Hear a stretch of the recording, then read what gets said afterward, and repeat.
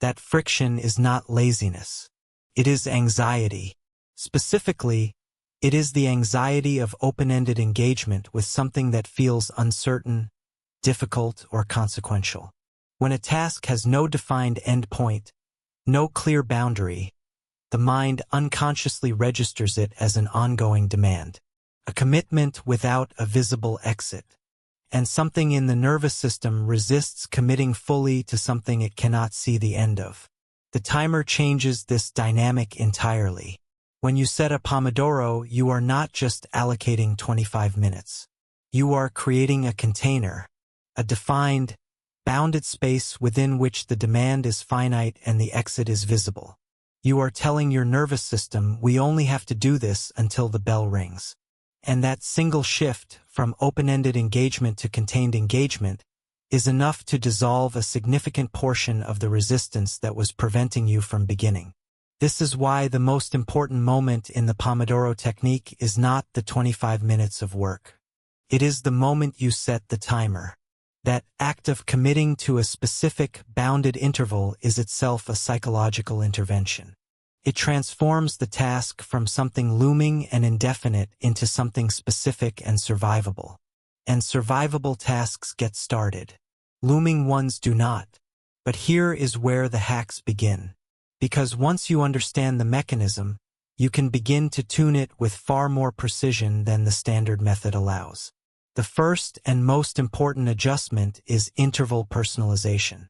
The 25-minute default is not sacred. Cirillo chose it because it worked for him in his particular cognitive context, doing his particular kind of work. But human attention is not uniform. It varies by individual, by task type, by time of day, by energy level, and by depth of familiarity with the material.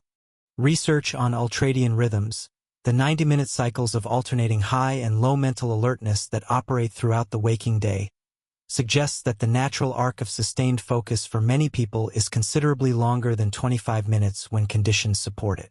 For complex, creative, or deeply analytical work, the first 20 minutes are often spent simply arriving at the task, getting oriented, letting the mind sink into the material, which means a 25-minute interval may end just as genuine depth is becoming possible. For this kind of work, longer intervals, 40, 50, or even 90 minutes for experienced practitioners, often produce significantly better results. Not because more time is always better, but because certain types of thinking require a warm-up period, and cutting the session before the warm-up completes means repeatedly harvesting effort without ever reaching the depth where the most valuable work happens. Conversely, for administrative tasks, email processing, or low-complexity work that carries high procrastination resistance, shorter intervals of 15 or even 10 minutes can be more effective, because the resistance is primarily about beginning, not about sustaining. And a smaller container lowers the psychological cost of entry enough to make starting feel genuinely easy. The hack here is not to find the right interval and apply it universally. It is to develop the self-awareness to match the interval to the task and to your current state. To ask, before setting the timer, what does this work actually require from me? And what is the smallest container that would allow me to begin without negotiation? The second adjustment concerns the break itself. In the standard method, the 5-minute break is treated as a rest period, a brief pause before re-engagement. But research on cognitive recovery and creative insight suggests that the break is doing something more interesting than simply resting the mind. When you disengage from a focused task, the brain does not go quiet. It shifts into what neuroscientists call the default mode network, a state of diffuse, associative processing in which the mind wanders freely across loosely connected ideas and memories. This state is not idle. It is generative. It is the state in which insights arrive, in which connections form between ideas that focused attention was holding too tightly to combine, in which the solution to the problem you were staring at suddenly becomes obvious the moment you stop staring. The implication for Pomodoro breaks is significant. The quality of your break determines the quality of your next interval. A break spent scrolling a phone is not a cognitive rest. It is a different kind of engagement, one that keeps the attentional system activated without giving the default mode network the space it needs to do its restorative work. By the time the next Pomodoro begins, the mind is not refreshed. It is simply differently occupied. The most effective breaks are brief periods of genuine mental disengagement. A short walk without a destination. A few minutes looking out a window at something in the distance. A glass of water drunk slowly and without a screen in sight. These are not self-indulgences. They are investments in the cognitive quality of the next working interval. The third adjustment is what might be called the pre-Pomodoro ritual. One of the most consistent findings in the psychology of focus is that transition costs are real and significant. Moving from one mental state to another, from the scattered, reactive mode of daily life into the deep, contained focus of productive work, requires a deliberate shift. And without a bridge between those two states, the early minutes of each working interval are spent managing the transition rather than actually working. A brief, consistent ritual performed before each Pomodoro reduces this transition cost dramatically. Not a lengthy preparation, a minute or two of deliberate intention setting, placing the phone face down, writing the specific output you intend to produce in this interval, taking 3 slow breaths, any consistent signal that tells the brain this is different now, this is focus time. The ritual works not through any mystical mechanism but through simple conditioning. Over time, the ritual becomes the cue for the focus state, and the focus state begins arriving before the timer even starts. The fourth adjustment concerns how you end each interval. The standard method treats the timer ring as a hard stop. Work ends, break begins. But there is a powerful modification sometimes called the open loop technique.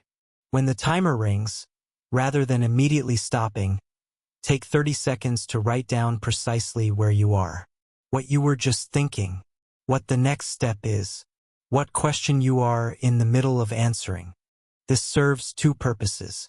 First, it allows you to pick up the thread in the next interval without the cognitive cost of reorientation. Second, and more subtly, it uses the Zeigarnik effect, the psychological tendency of the mind to continue processing unfinished tasks, to keep the work gently active during the break. When you return, the material is already warm, already present, and the interval begins not from a cold start but from a state of partial engagement that makes deep work arrive much faster. The fifth adjustment is perhaps the most psychologically sophisticated. It concerns the relationship between Pomodoro intervals and what might be called completion satisfaction. One of the key motivational benefits of the technique is the sense of accomplishment that comes from completing a defined interval. But many people undermine this by failing to define, before the timer starts, what a successful completion actually looks like. Without a clear success condition, the interval ends and the mind has no reference point against which to measure what was produced. Was that good? Did I do enough? The absence of an answer to those questions leaves the break feeling incomplete, even slightly anxious. And the next interval begins under the shadow of that unresolved assessment. The adjustment is simple. Before each Pomodoro, define one specific, concrete output that would constitute a successful interval. Not a vague intention, a specific deliverable. Draft the opening paragraph. Review and respond to the 3 most important messages. Complete the calculation for the second section of the report. When the timer rings and that specific thing is done, the brain receives a clean signal of completion. And that signal is genuinely motivating in a way that vague effort never can be. Taken together, these adjustments transform the Pomodoro technique from a time management method into a sophisticated system for managing attention, resistance, cognitive state, and motivation in an integrated and personalized way. The timer is the same. The intervals are roughly similar. But the understanding of what is actually happening and the deliberate design of the conditions around each interval produces a fundamentally different experience. And that experience, over time, begins to reshape your relationship with focused work itself.